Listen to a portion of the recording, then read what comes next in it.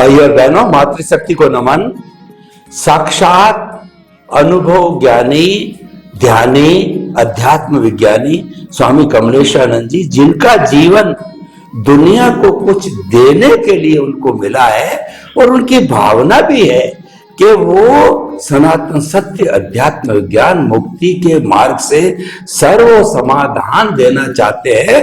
और उनका जो कॉन्सेप्ट कहिए, आधार कहिए, वो इतना सुदृढ़ है कि वह कुदरती रचना, कुदरत के कानून पर आधारित है और कुदरत के ऊपर कोई होता नहीं है। ये ultimate reality of the universe है, उसके ऊपर आधारित है। तो सब व्यवस्था सही होनी है। स्वामी जी समस्त श्रोताओं की तरफ से आपका अभिनंदन, सत्कार और जय सच्चिदानंद। जय सच्चिदानंद। स्वामी जी, थोड़ा विषय को मैं मोड़ रहा हूं कि जो हमारा ये अध्यात्म विज्ञान है, ये किस तरीके से अन्य दर्शनों, कुल धर्मों और सांप्रदायिक धर्मों, धार्मिक के साथ एडजस्ट होकर के और उनको एक नई दिशा दे, उनको एक नया समाधान दे, उनका विरोधी नहीं, उसका पूरक होकर के। तो कुछ मैं अन्य दर्शनों की मान्यता के साथ इसको जोड़ना चाहता हूं। जैन दर्शन की तो हमने काफी लंबी बात की है।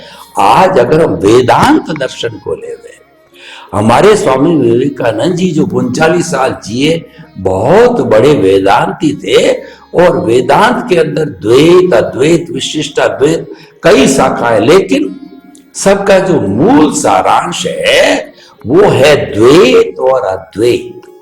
द्वैत का अर्थ होता है शरीर और आत्मा, अद्वैत का मतलब होता है कि आत्मा ब्रह्म में विलीन होना, वो अद्वैत हो गया।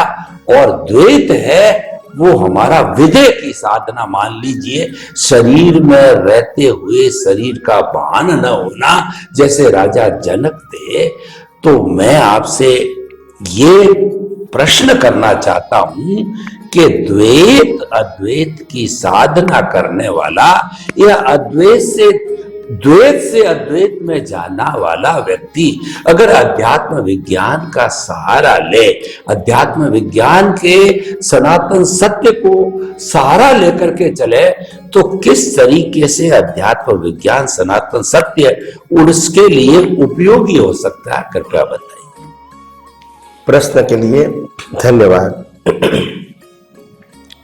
सबसे बड़ी बात यह कि दुनिया में जितने दर्शन हैं, वो दर्शन वास्तव में तो मूल दर्शन में से ही निकला है।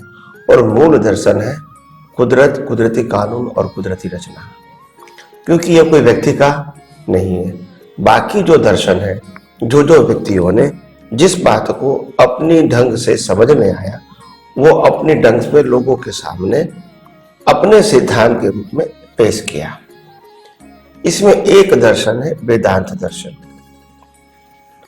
और सभी दर्शन की विशेषता ये होती है कि उनके जो आद्य स्थापक हैं, उन्होंने ये दर्शन को बहुत अपने अनुभव के साथ और आत्मविश्वास के साथ दुनिया के सामने रखने की उन्होंने कोशिश किया है। ऐसा नहीं है कि बिना अनुभव या बिना सोचे उन्होंने ये कहा है, और बात सही है। तो इसीलिए दर्शन जो है मूल दर्शन की ब्रांचेस है। आपका जो दर्शन है वो गलत नहीं है, ब्रांचेस है, मगर आपको रूट में जाना पड़ेगा कि रूट कहां से आया। मैंने कोई भी बात कही तो उसका रूट क्या है? रूट होगा सनातन सत्य। जैसे मैंने पंच महाभूत वाला शरीर की बात कहा, तो पंच महाभूत क्या है? कुदरती तो है, पृथ्वी, जल, वायु, अग्नि और आकाश। मैंने आत्मा की बात कही तो सनातन सत्य तो है, चेतन तो है, अविनाशी है। तो ये मूल बात है। चाहे मैं जैन दर्शन की बात करूं, वेदांत दर्शन की बात करूं या और कोई दर्शन की बात करूं, मैं कोई ऐसी बात करूंगा हमारे दर्शन के मुताबिक, तो जैसा कर्म की भुगतान, कैसे कर्म करोगे ऐसा फल आपको मिलेगा। तो ये कुदरत का कानून आ गया है ना। अगर कर्म मैं करूंगा मगर फल तो कुदरत ही देगा ना। डिसाइड कौन करेगा कि ये कर्म का कौन सा फल, और संजोग भी कौन बनाएंगे, तो कुदरत ही बनाएंगे। तो हर दर्शन में गलत नहीं है कुछ, मगर बहुत सारी बातें उनमें जब ऐड करोगे तो आपका दर्शन फूल दर्शन हो जाएगा। गलत नहीं है, उसमें से ब्रांच बनाइए। क्या बनाइए? ब्रांच बनाइए। तो ब्रांच के अंदर उनके प्राण तो रहेंगे मगर एक व्यू के रूप में रहेंगे। क्या रहेंगे? व्यू। हाँ, फिर वो व्यू के रूट में जाएंगे तो वहां तो सनातन सत्य ही है। तो इसीलिए जैसे एक पिता होते हैं, इसके 5 बच्चे हैं, 5 संतान हैं, और 5 संतान के पिता तो एक ही है। 5 संतान अपने पीछे पिता का नाम ही लिखेंगे, मगर 5 संतान का जो इंटेलिजेंट बुद्धि है, आईक्यू है, वो अलग अलग है, और वो अलग अलग फील्ड में मास्टरी प्राप्त करते हैं। तो अलग अलग फील्ड में मास्टरी प्राप्त करना कोई गलत बात तो नहीं है, मगर उसका रूट क्या है? उनके पिताजी।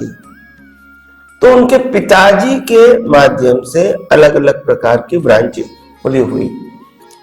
तो पिताजी जो है वो सभी को ज्ञान देने के लिए एक ही ज्ञान दिया, सभी को अलग अलग नहीं दिया, मगर ज्ञान का यूज हम सबने अलग अलग फील्ड में किया। तो हो सकता है उन्होंने हमको कहा साहस होना चाहिए, मेहनत होना चाहिए, ईमानदारी होना चाहिए, न्याय और नीति होना चाहिए, ये सब कुछ पिताजी ने संस्कार दिया, मगर वो ही संस्कार को हमने अलग अलग फील्ड में लगा दिया। तो जिस फील्ड में गए उस फील्ड में वही संस्कार हमको काम में आ गए। तो रूट तो वो है, बाकी इंडिविजुअलिटी है। क्या है? गलत नहीं है, इंडिविजुअलिटी है। तो ऐसे आध्यात्म में भी ऐसा हुआ है, मूल रूट एक ही है, कुदरत, कुदरती कानून और कुदरती रचना। फिर इसमें ब्रांचेस बनी, जैनिज्म, वेदांत, वैष्णव, स्वामीनारायण और बुद्धिज्म, सब कुछ निकले इसमें से। आप क्रिश्चियन भी बोल सकते हैं, मुसलमान भी बोल सकते हैं। सभी धर्मों की उत्पत्ति उसी में से हुई है। देखो, बिना कुदरत को एक्सेप्ट किए कोई धर्म लंबा नहीं चलेगा, और इसीलिए हर धर्म के अंदर डायरेक्ट या इनडायरेक्ट कुदरत की बात है। कोई धर्म में शक्ति की बात करना है तो शक्ति आप कुदरत की नहीं मानोगे तो आपको गॉड बताना पड़ेगा, कुछ तो बताना पड़ेगा ना। तो एक तरफ आत्मा की शक्ति है, दूसरी तरफ गॉड की शक्ति है। तो दोनों को समझना, ये भी अविनाशी है, ये भी अविनाशी है, तो समझना तो पड़ेगा ना कि कोई जगह उसके अंदर रिकंसाइल करने की जरूरत है। गलत नहीं है, रिकंसाइल करने की जरूरत, एक दूसरे से नजदीक आने की जरूरत है। तो इसीलिए सभी दर्शन में से एक भी दर्शन गलत नहीं है, मगर एक भी दर्शन पूर्ण भी नहीं है, क्योंकि वो मूल दर्शन की ब्रांचेज है। तो इसीलिए अगर वो कोई भी दर्शन अगर मूल दर्शन की ओर सोचेंगे तो आखिर सनातन सत्य ही रहेगा, फिर मेरा तेरा नहीं रहेगा, सांप्रदायिक मोड़ उसमें निकल जाएगा। तो इसीलिए अगर आप वेदांत को भी समझना चाहते हैं तो वेदांत में एक एग्जाम्पल है कि दुनिया में एक ही सर्वशक्तिमान है और हम इसके अंश हैं, और अगर हम दुनिया से मुक्त हो जाते हैं तो वो अंश हमारा सर्वांश में मिल जाता है। और उसका उदाहरण देते हैं, जैसे समंदर में से भाप बनती है और भाप ऊपर जाके बादल बनने के बाद बारिश के रूप में नीचे गिरती है, धीरे धीरे पानी कहीं से भी समंदर में ही आ जाता है। तो ये पूरी प्रोसेस समंदर का ही हिस्सा है। पानी कहां से भी आए, कोई भी नदी से आए, कोई भी झरना से आए, कोई भी अवस्था पहाड़ से आए, गांव में से आए, जंगल में से आए, मगर पानी तो समंदर का ही है। तो इस प्रकार का वह उदाहरण देते हैं। तो गलत नहीं है, मगर प्रेजेंटेशन में क्या हो जाता है, अपने प्रेजेंटेशन में सही होते हैं वो, मगर जब दूसरा एंगल सोचेंगे तो आपको लगेगा उसमें कुछ कमी है।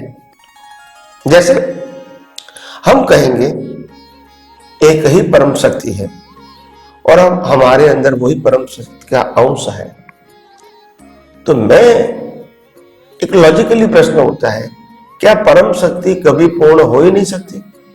अपूर्ण ही रहेंगे, जहां तक जीव रहेगा वहां तक वो तो अपूर्ण रहेंगे ना। तो परम शक्ति पूर्ण है या अपूर्ण है, ये एक प्रश्न रहेगा। दूसरी बात, उनका आर्ग्यूमेंट ये है कि परम शक्ति तो परम शक्ति है, उसका कोई भी एंगल निकालो तो भी वो परम शक्ति ही होती है। तो मेरा कहने का मतलब रहता है कि सभी प्रकार के जीवों के अंदर परम शक्ति का अंश है, वो भी परम शक्ति ही तो है, इंडिविजुअली भी। तो कहने का मतलब जैन धर्म में बताया गया है कि सभी व्यक्तियों के अंदर आत्मा है, वो चेतन है, अविनाशी है और सर्व प्रकार की अनंत शक्तियों वाला है। और आत्मा है वो जड़ और चेतन का भेद बताने के लिए है, मगर वो आत्मा की अनुभूति वो ही परमात्मा है। तो अनुभूति जिसको होती है वो आत्मा को ही होती है, और अनुभूति आत्मा की होती है, दूसरे व्यक्ति को भी आत्मा की अनुभूति होती है। तो अनुभूति में कोई अंतर नहीं है, मगर अनुभूति इंडिविजुअल होती है। कैसी होती है? इंडिविजुअल। हाँ, और एक ही क्वालिटी के आत्मा की होती है। प्रोसेस कोई भी है, मेथड कोई भी है, रास्ता कोई भी है, आखिर अंत में वही आत्मा का अनुभव होता है जो दूसरे व्यक्ति को होता है। तो क्वालिटी वाइज एक है, एग्जिस्टेंस वाइज अलग अलग है। तो इसीलिए बताया, यहां समंदर का एग्जाम्पल अपने आप को सरेंडर करने की बात बताता है। यहां सभी आत्मा सिद्ध क्षेत्र में एक ही क्वालिटी के होने के बावजूद भी इंडिविजुअल है। एग्जिस्टेंस कैसा है? इंडिविजुअल।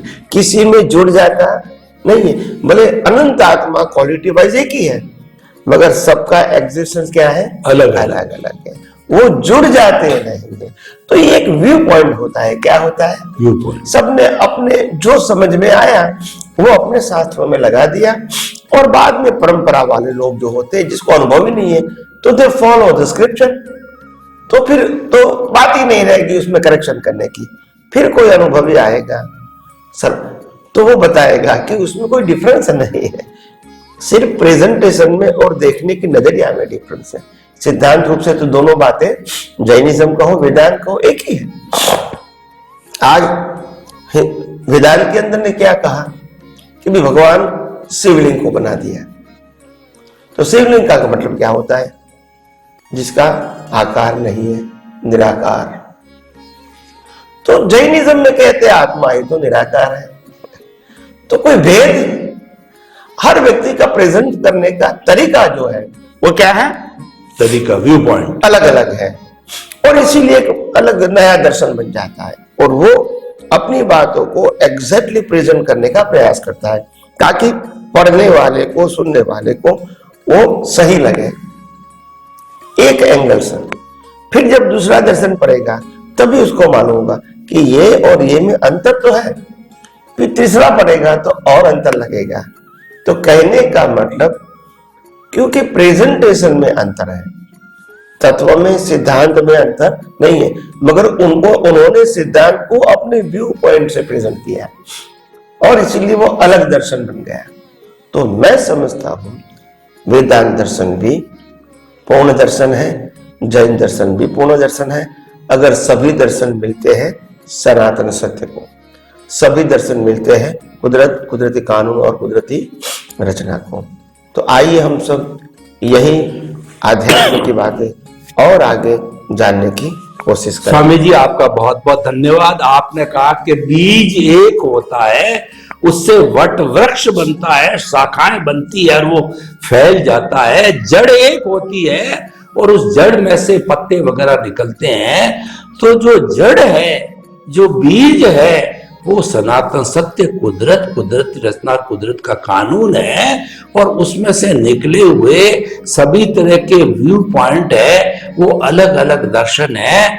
और वो अलग अलग दर्शन जो है तुलनात्मक दृष्टि से सभी उसी सनातन सत्य की ब्रांचेस कहिए, विभाग कहिए और उसी के हिस्से कहिए। तो कोई विरोध वाली बात नहीं। सनातन सत्य एक होता है, व्यू पॉइंट अलग अलग होते हैं, सारे व्यू पॉइंट मिल जाते हैं तो एक सनातन सत्य बन जाता है। और अनेकांत को भी समझे, सबके व्यू पॉइंट इकट्ठे कर लो, सत्यांशों को इकट्ठे कर लो, परम सत्य बन जाता है। वह परम सत्य सनातन सत्य है, कुदरत, कुदरती रचना, कुदरत का कानून है। स्वामी जी आपका बहुत बहुत धन्यवाद इस स्पष्टीकरण के लिए। अब जितना समय बचा है मैं एक दर्शन को और ले लेता हूं आपके स्पष्टीकरण के लिए। एक बौद्ध दर्शन भी है जिसके संस्थापक भगवान बुद्ध हुए और उन्होंने जो ये बताया, 4 आर्य सत्य दिए कि दुख है और दुख का कारण है और दुख को मिटाया जा सकता है। और उसका कारण का निवारण उन्होंने बताया कि तृष्णा को समाप्त कर लो। सोरो is omni present, cause of सोरो is there, cause of the सोरो is wishes, if wishes are vanishes then there is no सोरो एट ऑल। तो इसको हम अध्यात्म विज्ञान की दृष्टि से अगर इसको सोचें, जोड़ें, तुलना करें या पूरक बनावें तो कृपया थोड़ा सा इसके बारे में प्रकाश डालें। प्रश्न के लिए धन्यवाद। देखो, बुद्धिज्म भगवान बुद्ध के अनुभव पर से ये किताब निकली है और बुद्ध भगवान के जीवन में किस प्रकार की कहानियां, घटनाएं बनी थी वो हम सबको हिस्टोरिकल मालूम है। भगवान महावीर जब संसार में थे, राजकुमार थे, लुम्बिनी नगरी में उसका जन्म हुआ था जो आज नेपाल में है। उन्होंने अपने जीवन में बाहर घूमते घूमते, विचरण करते करते देखा, एक समय ऐसा देखा कि एक व्यक्ति बहुत वृद्ध है। तो उन्होंने सोचा कि हमको क्या वृद्ध भी होना पड़ेगा। दोबारा इनको एक व्यक्ति ऐसे मिली जो बहुत रक्तपित्त वाली थी, यानी बहुत कुछ परिस्थिति, यानी शरीर पूरा दर्दों से भरा हुआ था, पीड़ा से, रोग से भरा हुआ था। तो उन्होंने सोचा क्या इंसान को पीड़ित भी होना पड़ेगा। और जब तीसरा दृश्य उन्होंने देखा कि एक व्यक्ति को सब लोग ले जा रहे थे और पूछा कि ये कहां ले जा रहे हैं, तो बोला ये व्यक्ति का मृत्यु हो गया। तो उन्होंने सोचा मृत्यु भी हो सकता है। तो ये 3 बातें, मृत्यु होना, बीमारी आना और घर पर आना, ये अगर तीनों चीज जीवन का हिस्सा है तो आखिर हम क्या हैं, ये भी तो समझना पड़ेगा ना। अगर ये जीवन का हिस्सा है तो हम क्या है। तो फिर उन्होंने कहा कि कोई भी वस्तु की जो भुगतान जीवन में आती है, वो भुगतान ऐसा मत समझो कि भुगतान आ रही है और मैं भुगतान कर रहा हूं। सिखाना ये चाहते कि भुगतान जा रही है। जब से बिगिनिंग हुई तब से एंड हो रहा है। और दूसरी बात, भुगतान देने वाला और भुगतान को सहन करने वाला, ये दोनों व्यक्ति जो है वो एक दूसरे का हिसाब पूरा कर रहे हैं। इसमें किसी के ऊपर ब्लेम और क्लेम करने की, खुद के ऊपर भी ब्लेम क्लेम करने की जरूरत नहीं है। ये उनके जीवन का हिस्सा है, ये उनके जीवन का हिस्सा है। दोनों व्यक्ति को जीवन का हिस्सा है, दोनों का रोल अलग अलग है। और इसीलिए जैसे जैसे ये समझ में आता है कि ये रोल जो है वो रोल के मुताबिक हमारा जीवन है, तो फिर इनको जीवन जीना इजी हो जाता है, क्योंकि रोल हमेशा परमानेंट नहीं होता, परिवर्तनशील होता है। दूसरी बात उन्होंने बहुत अच्छी कही कि कोई व्यक्ति आपका अपमान करते हैं,